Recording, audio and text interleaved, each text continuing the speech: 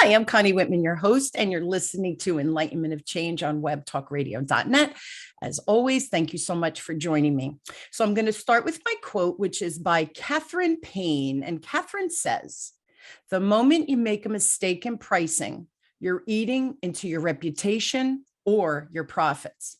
Now, when I started my business 20 years ago, I had no idea how to price anything. I didn't have an idea of how to write a proposal, right? Or to spotlight the value the client would get if they hired me.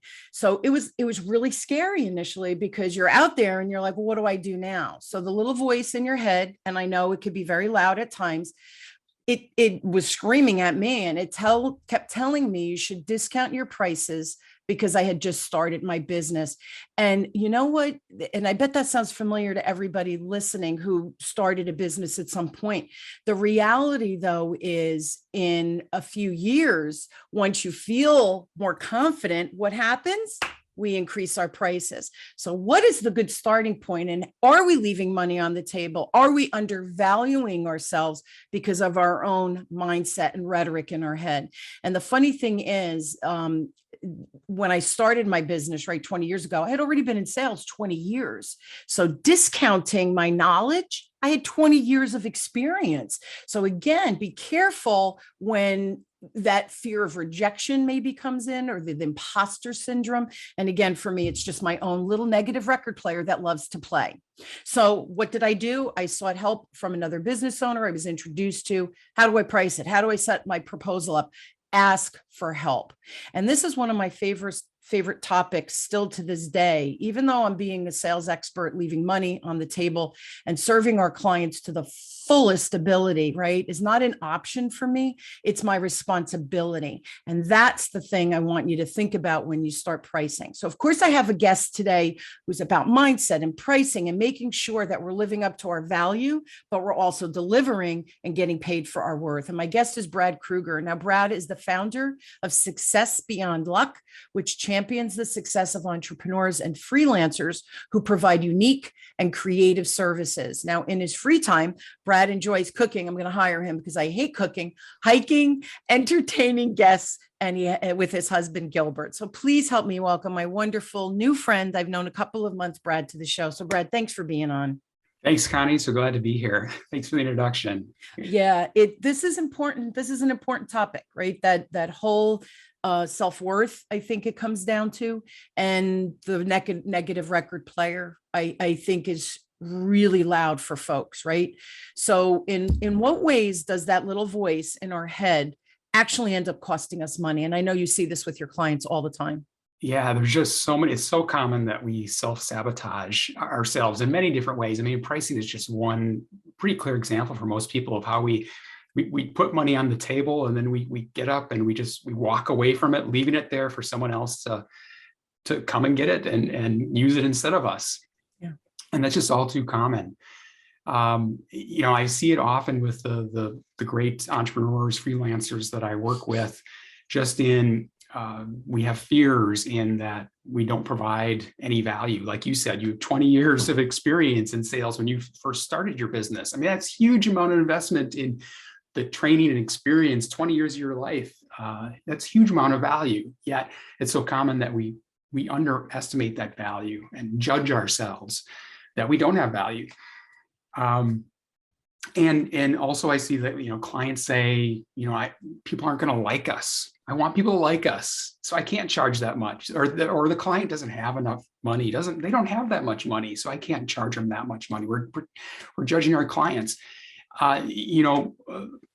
Just some examples from my own clients that I've worked with that I've seen this, and it's been so powerful to see their improvement and how they've, as far as their personal life, if they can start charging the real value, because the people I often work with, they have high expectations for their services. I mean, they're providing like your intro and how your mindset that you have about your own services, that you go the extra mile for your clients. You under promise, over deliver. You know how to wow your clients. And I love working with those people because often there's so much value. Yeah, like one of my clients, he's one of those people that would go to the grocery store and bring a bunch of coupons and get a whole cart of groceries for free. He's just talented in that way. Yet he works in senior care with with clients. He provides extremely specialized, great services, huge quality of life for his seniors that he works with. As far as they don't care about the money, they have the financial resources. They have limited amount of time in their lives. They love to. You just think about that. You have the money but no one is around to go enjoy it with you. It'd be really powerful to have somebody that can make all these opportunities available to you, whether you want to go to the museum, you want to go out for dinner, all these sorts of things. He brings it to life. Yet he was always projecting onto his clients that I got to save them money. I need to, it's like going to a fancy restaurant and saying, hey, you could order the prime rib or the filet, and if you share it, it would be half the price. Why don't you share it with your partner and you save some money when someone's going to a fancy restaurant? And it's just sort of the client doesn't care about the money. It's about the value. And again, it's this example of self-sabotaging. It's not the client that's saying, I won't pay for this. It's in our own heads that we're saying we won't pay for the client won't pay for this. The client won't like me for it. It's our rhetoric, though. It's not the client saying that. We're projecting. And then I had one client, it was so funny. And I recorded her and she literally said and it was one of my corporate clients. And she said we were role playing, right? And she said, you're not interested, are you? On the phone to the client at the end. And when I showed her what she had said, she goes, that's what I say at the end. She didn't even realize it. It was her own projection. Well, you're not interested, are you? And so the funny thing is the client would say, I guess not. Like, you're telling me I shouldn't be. So it's that projection. And we do that on the subconscious level, whether we're realizing it or not. Yeah. Where do you think that you think it's fear driven? Do you think it's a habit? Like, what do you, like with that example, right? You have these seniors, they have the money, they're lonely. His service will give them this beautiful quality of life, right? Going to museums or whatever, if they're capable of doing that. And the money isn't an issue. And he's telling them, yeah, money's an issue. Like, is it fear? Is it our own project? Like, what do you see with your clients? Because that's a great example. Yeah. I see it as a lot of fear-based responses. We don't think of it as fear, but we are fear for like that example I shared of serving senior clients. I fear them not doing business with me anymore, or that they're not going to like me or talk to other people negatively about me. They won't like me. That's just one specific aspect of it.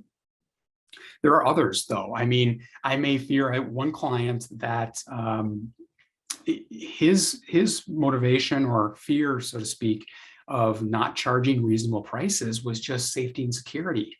He didn't want to take a chance. I mean, this is the sort of the core, like when you think of fear, I guess. Yeah. I don't want to take a chance because my life I'm an entrepreneur. I don't have a safety net like people that are employees at companies, and I just can't take a chance. And I need to have safety and security. I'm very vigilant about always not taking any risks. And you have to take some risks, especially in pricing, because you never know what are people willing to pay. I mean, you can't just look at what the competitors are charging, because they don't provide, hopefully you provide different value. Hopefully it's better value. And you don't want to limit yourself of just what they're charging. And with that too, I found too, so many people don't, depending on who you're serving, they aren't price comparing anyway. They're not going out there and saying, I've asked my own clients, how are my fees, my rates compared to other people? I have no idea. I didn't look. I found you, right? Yeah. Am I assuming that I'm serving clients that are price sensitive? That's another limitation, those assumptions that we make. Humans were interesting, and our brains are super interesting. So two things I want to comment on. I remember one of my clients, Sometimes it strikes you funny. It was one of my corporate clients, maybe 8 years ago. And so I come in and, I do my presentation, whatever. And I was a good fit. I was the values, right? My values philosophically on sales and building relationships. It wasn't pushing products, right? I was a good match. So finally they call me back and they say, yeah, we're going with you. And I said, oh, great. And the executive said to me, we've interviewed 17 other vendors. And Brad, that struck me, said, usually they'll interview 2 or 3. 17. I thought, well, they're really crossing their T's, but all right, whatever, man, it's your time. Right. And so at the end I said, well, now I'm really honored, that you chose me. And it was funny because he said, most of them were cheaper than you. He says a couple were ridiculous. He said, but most of them were cheaper than you. And he said, we are willing to pay for the Mercedes Benz, right? Not like my son has a Hyundai, right? Not the Hyundai, because we really want to create a culture. And we think you have the bandwidth to do that. Plus, our people are going to resonate with you. I was the right match for them. So again, they never asked me to discount my prices because I don't discount my prices, right? I know my value, and for what you get, right? I know you're getting a bang for your buck, right? So I believe that because my clients have told me that. But at 17 people, so you got to giggle. And when they choose you, think about how empowering that was. For them, they had even more confidence because they had compared me to these 17 other vendors and I still shined brightly. So we have to be mindful. And if they had come back and said, we interviewed 17 others, but they were cheaper. So we want you, but we want you to lower your price. My response would have been, you want me? There's my price structure. I can't undervalue because I have other clients paying this. Why would I give you a discount? Now my reputation is tarnished because talk to Connie, she'll discount it, right? So you're playing with fire. So be really, really careful. And the other thing I wanted to comment on, and I shared this, I had a coaching call yesterday, and one of my clients, architect, had a call. And when he went to do his pricing, he hesitated and almost went low, but he said he heard me in his voice saying, no, put your worth. What is your worth? If this guy doesn't want to pay my value, right? He's been an architect for 30 years. So a lot of depth there. And he said he heard my voice and he went in with the price. The guy didn't even flinch. And he said afterwards, he thought, had I discounted it, I would have been leaving money on the table. And that's right. Yesterday, you were at my workshop. How many times is that happening? It's exactly what you're talking about. We got to get out of our own head. So my next question, right? So much is going on with the brain science. And I know that you're very well versed in this because this is kind of where you dig in and create your magic with your clients. What are some examples of some of the brain science discoveries that's happening? Because this is a huge field that's open, I'm going to say, in the past probably 5 to 10 years, right?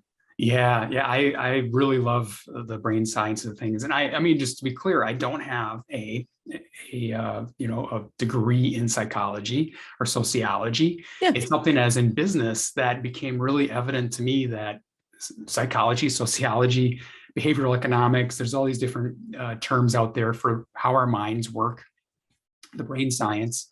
And success, I call my business Success Beyond Luck. I see this as the beyond luck part, as really there's a certain amount of luck in business.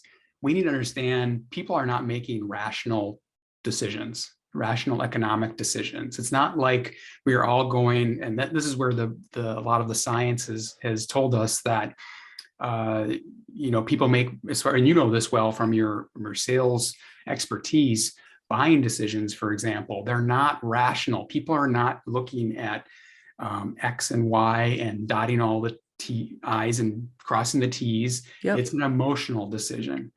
And that is what has drawn me in to really dig in to look at it in more detail. Just in, I don't know, some of the studies, I mean, it's very broad field. And over the last 20 or 30 years, there's been several economists that have gotten Nobel Peace Prizes because of their contributions to this, because it's given us people, practitioners, not just scientists, not just people working at universities, the insight and be able to understand how the mind is playing a role in business. And that is super powerful. Yep. There are so many resources out there. Your examples, I love your examples. Some of them some of the research that I've seen that support a lot of that. There's one, I don't know if you've seen or read about how wine, if the price is higher for wine, it tastes better. So if people know the price, even if it's cheap wine, and they know the price, they will say, yes, this is better. So there was a study in 2017, and maybe I can give that to you and you can share it with in your show notes, that prove that out, that again, when we're thinking about setting our prices, and your example of the individual that almost gave a low price and almost wasn't confident in their price can communicate a whole lot in itself. Yes. You know this well from the sales side of things. If you may give the best service ever, the highest quality service, you set a low price, and we have a natural bias. Our brain runs off of bias. Truthfully, a lot of this is bias. We have so many stimuli coming in at us, millions of stimuli from our sight, sounds, touch, taste, all of our senses, that our brains try to simplify the world around us, and we work off of heuristics and bias. Which bias, we've often heard the term, when we come into discussions of diversity, equity, and inclusion, and the whole negative bias sides of things, which that also fascinates me. Being a gay male, there is bias. People can say they don't have a bias, but subconsciously they do, and their actions. Harvard has done some studies on that. Will show people can say one thing, their actions are differently. Absolutely. So someone choosing to hire me, their actions will be subconsciously influenced. But the brain, the science of the brain and the discoveries. So the wine was one. Are there other studies that are recent? Yeah. The other one that's just very practical, easy to understand. There was one done, I think it was in 2000, that was with a farmer's market and jams. So they put out like 20 some different flavors of jam, right? And maybe you've been to farmer's market, you can see that some vendors got all this choice out there. And again, this gets into the whole sales side as well. They found that if you put out, and you may think that you're putting out a whole bunch of things with different prices and everything, that you're serving the client better, most people will not make a decision. Again, when we think about all the stimuli coming into our brains, yes, we're overwhelmed. And instead of just saying, I'll take this one and just going with it, we just won't make any decision. And people are far more likely to buy. Again, I'm getting into your sales side here. If you just put up 2 or 3 options out, then they're actually you're going to sell more because they're not overwhelmed. Again, the whole brain being overwhelmed with all the stimuli in our environment. It's so funny because you're exactly right. And I tell people, like, when I see them we review their offers and what have you. And I go, whoa, I'm confused. I know you and I would hire you. I'm confused. You have 50 million things going on. What do we want to focus on? And here's the other thing that I'm finding with my clients, and I don't know if you're finding this with yours, they have so many great offers and they're jumbling them, confusing them, instead of let's create the offers. Okay. We can have them stand alone. We could create a package. Now talk about the benefit of the package. And then at the end, when they go, oh, yeah, that's what I need, then you go into the details of what you're delivering, right? The details don't make the sale. The sale is you're selling the results. And my package is better. You came to me, Brad, for this, but my package is really better. So I find my clients, they have all of this great content and they're like, throw it against the wall. What do you want? And the client goes, I don't want anything, right? I'm over, like, I can't even see the little spaghetti that's sticking on the wall because there's 50 others. What should I look at? What do you want me to look at? So we become confused and we cause the confusion. I see that all the time. The brain can only process, and we want to make the decision easy and simple. And for the client to say, yes, I need this, or no, I don't, or I don't need it now, but maybe 3 months from now, right? But you have to be in the game and not offer too much. the research was done, and I want to say, I don't remember both scientists, but one was Diaz, Diaz, and I think he was a male. But anyway, they did testing on mice, and they, through the DNA, and cherry blossoms. I don't know if you've seen that research where they did mice. They put little electrodes underneath the habitat. They put a cherry blossom in and they put a little charge. They did not hurt the mice, and the mice's heart rate would go up. Fast forward, they mated them, reiterated several generations, and they found through the research that 13 generations later, right, through the DNA, the little mice, they put them in a habitat, no charge. They put the cherry blossom in, Brad, and the little mice had a reaction. Their heart rate went up. They had never been exposed to the cherry blossom and the charge under the foot. So we're transmitting beliefs and biases. I love that you use that word. We don't even know they're there until all of a sudden. And I know you teach this, which I think is so important and gives us so much power in everything we do, in all relationships we have. Forget about just business. But when we can start seeing our biases, because they're at the subconscious level, as soon as I can train myself to be aware of it, now I'm in control and I can make that subconscious choice or the conscious choice. Does this bias, does this belief, does this whatever serve me, protect me, whatever it is? Or where did that come from? That is such an untruth. And 90% of the time, that bias or belief from those 13 generations back aren't serving us. And as soon as we see it and realize what the bias or the belief is, now we can control it and change it. And I know you're a master at that.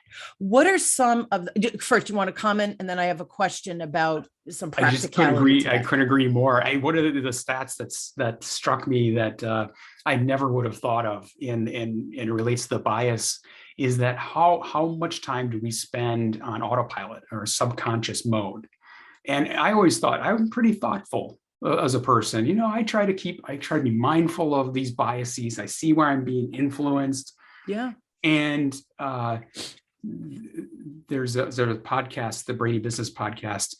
The host talks about 99% or 99.99% of the time we are on autopilot. Frightening. And it is really in where the relationship of working with someone like you, like me, that we start to become conscious of these bias and how they're actually influencing our decisions on pricing, our decisions to selling ourselves and our services. And it's really, really huge. We don't know what we don't know. I hate to quote the person that said that, so I won't. But there's a lot of power there in becoming aware of that. Yeah, I love that and I say that all the time, but mine is a little longer. I say to people, you don't know what you don't know. Once you know it, you can't unknow it, but you can choose to use that information or you could choose to ignore the information. But once you know something, you really can't unknow it. And I think sometimes when I say that, people go, oh, and I go, because here's the deal. You have blind spots. I have blind spots. We all have blind spots. If you think, oh, I know that, and you don't address it, is it a blind spot? That blind spot could be causing you time, money, disease within your relationships, right? Every conversation, you feel like you're always in an adversarial position, right? Well, why is that? We have to really stop and pause and examine, where is that coming from? And does it serve me? And a lot of times we don't know how to do that. And that's why you're a master at that transformational thinking, which I think everybody needs it, Brad. So that's the funny thing. So here's my next question.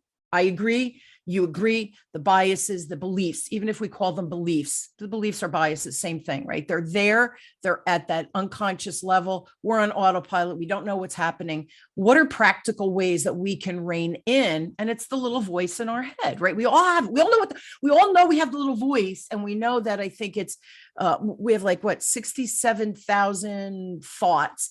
80% of them are negative, holy moly. And the next day, your thought process, 90% of your thoughts from the previous day are carried over, and we repeat. We all know what that little voice is doing, and they're sabotaging us, right? Yes. What are practical ways we can rein that in? First, we really need to get conscious of that. It's beyond just getting insight into something.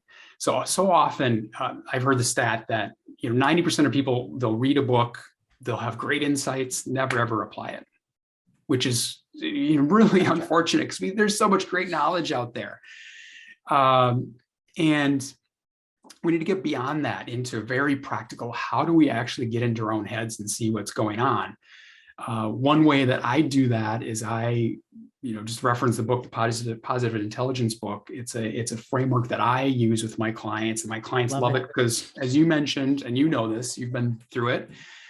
My clients find it helps them with their relationships, personal relationships, their business relationships, and it's all about developing. Now, the buzzwords out there are like mindfulness, right?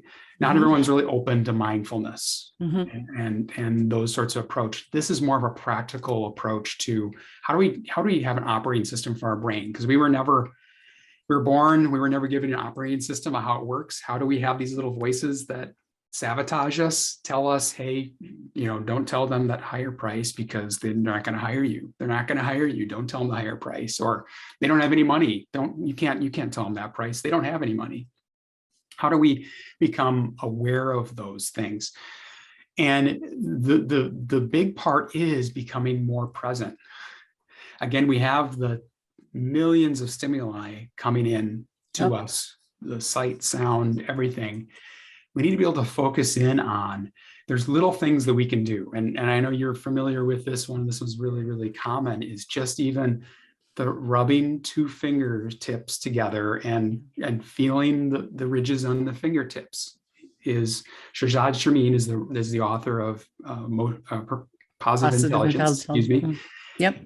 And he's got many practical approaches like this. And just that act, the brain science has shown, the MRI scans have shown, activates that part of the brain that is not the judging, not the self-sabotaging, fear-based, but is the conscious, to put it simply, the conscious side of our brain, and starts to get it going, which brings us into more positive emotions, not a negative like fearing something, but positive. And being in a positive emotional state has been shown to just help us in so many ways throughout life, from relationships, because emotions are contagious. Yes. That's just something. If you come in angry into a conversation, it's going to spread through a crowd. You see mobs spread in that way. Emotions are contagious. If we can bring a positive emotion into our business relationships, into our pricing conversations, the other person is going to reciprocate. Just smiling, our brain mirrors what we see in the other person.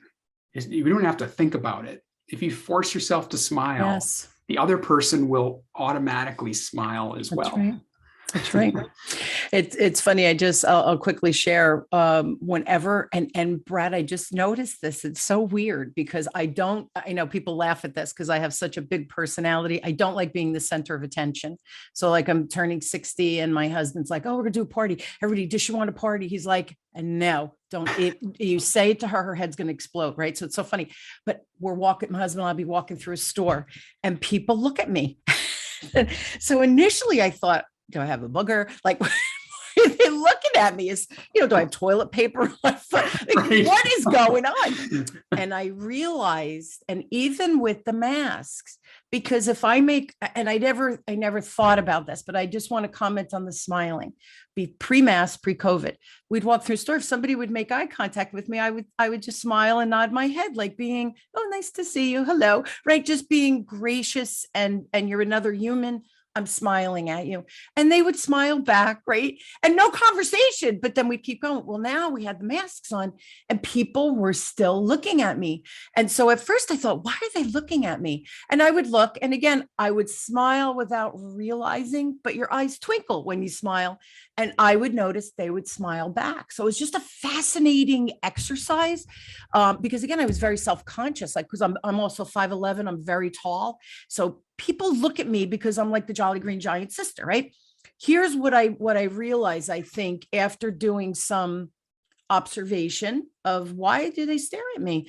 I think it's because of my energy. Remember you said all of the senses? I have a really big energy zone. I do. I know I do. And I try to reel it in sometimes when I'm about certain people. I've been told I exhaust people, which I appreciate. I appreciate that feedback. But I think that they feel, as I'm walking by them, I think they feel me. And I'm going to say 90% of the time, I'm in a happy mood. I love my life. I'm blessed. I'm grateful. All of those beautiful things. So I think they feel me. And I think we underestimate the power of when we're with our clients or anybody in our life.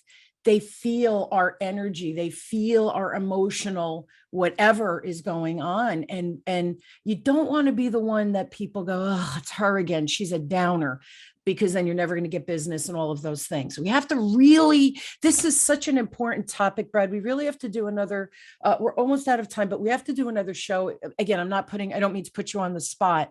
The reason is I want to dig in with Shirzad's training with the Saboteurs, because, and a quick example, I'll just share mine. I'm a control. My number one. My number two is high achiever. I know you're shocked, Brad, but the control, this is what my controlling saboteur said. If you don't do it, no one else is going to do it. You better get out there and work harder, because if you don't control the world, problems are going to settle, which is a load of crap. Yep. Because I can't do everything alone. I'll drown, I'll burn out.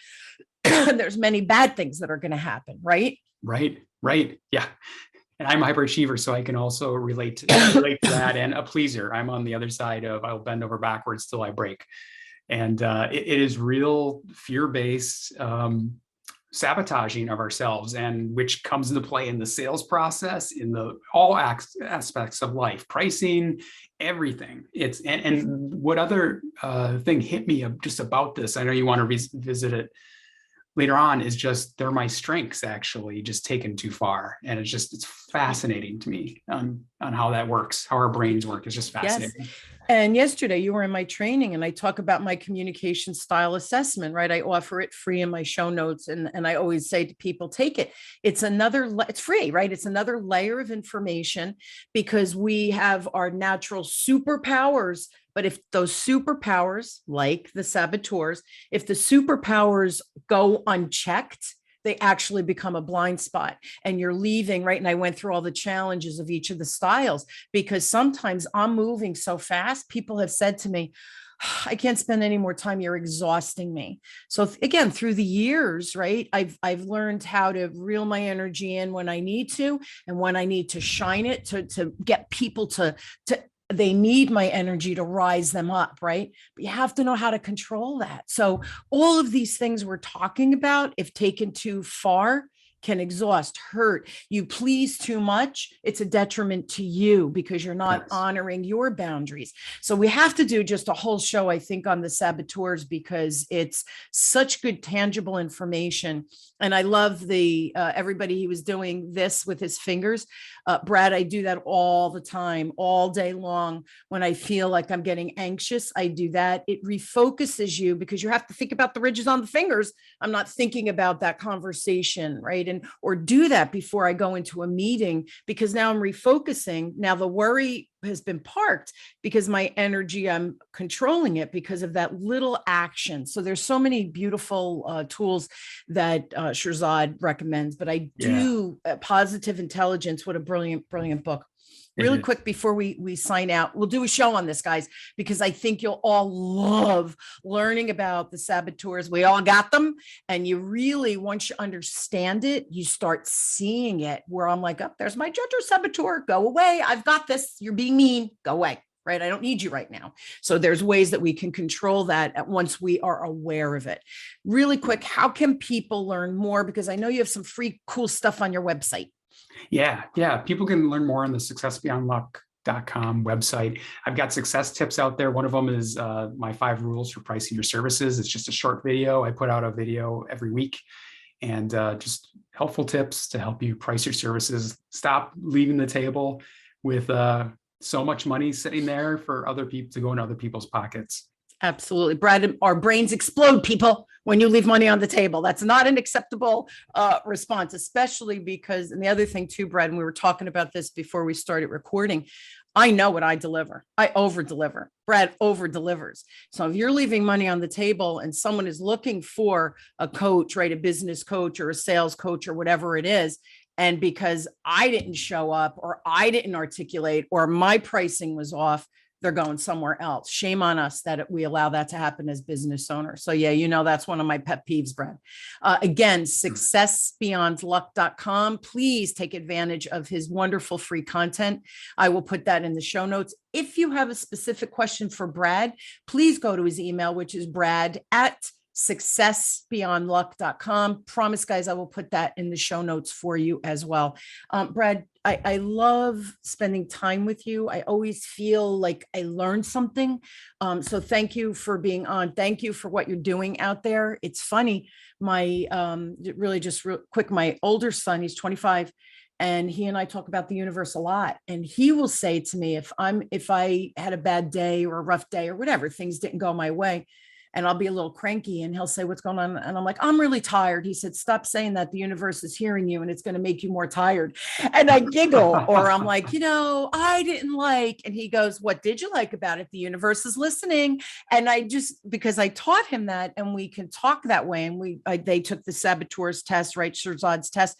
When you start talking from that same perspective, all of a sudden you support each other in a real loving way. Yes. And I also think we show more kindness when I know they're having a bad day. Don't say, oh, you're having a bad day, stop being cranky. I approach them from, okay, the universe is paying attention. Tell me what's going on. Let's see if we could shift that energy, because you don't want to stay there too long. It's a whole different conversation. And I know you're really good at helping your clients kind of navigate, see it, but then navigate from that perspective, right? It is. And the sooner you can get it, I mean, it is something I wish I knew much earlier in my life. Me too. Wish I would have had it. Yeah. Or 20 years ago. Yeah. All of this new stuff coming out. You're just really on the cutting edge of all this, neuroscience that's happening. So yeah, guys, please, if you're interested, just check Brad out, email him with a quick question, just so that he can answer questions specifically.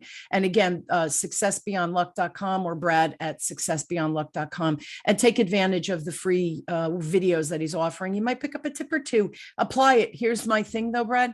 Great. And you started with this information. It's out there. What we do with the information, that matters. So again, once you learn something and you put it on the shelf and you never go back there, you're not applying it, nothing's going to change in your life. So let's start applying some of these strategies, tips, ideas. My guests and I talk about things that you're reading, whatever it is. Apply. So take some of the nuggets that Brad was kind enough to share with us. Start playing with them, right? And I always say, Brad, get curious, play, experiment. Yes. Don't force it, right? Experiment and play. And all of a sudden, you're going to find what's going to work for you. So again, please check out Beyond Success, Beyond. See, now I'm getting tongue-tied here. Success Beyond Luck. I was doing the flip-flop, successbeyondluck.com. Again, take advantage of Brad's cool stuff. Thank you again, my friend, for being on and sharing time with me. I'm honored. Thank you all for joining us weekly as we question, build, and discover. Don't care where you are in your business. My guests and I really are here to provide some support and strategies as well, depending on what your needs are. So please take advantage of the show. Please take advantage of the websites, the free gifts, all of the things that my guests and I provide for you. Thank you again, Brad. Thank you all. You've been listening to Enlightenment of Change on webtalkradio.net with me, your host, Connie Whitman. I truly am honored to have you on this journey of change with me. And I hope that apply, chain reaction, and that's when the magic starts happening. I want everyone to have magic in their life. Thanks, everybody. See you next week.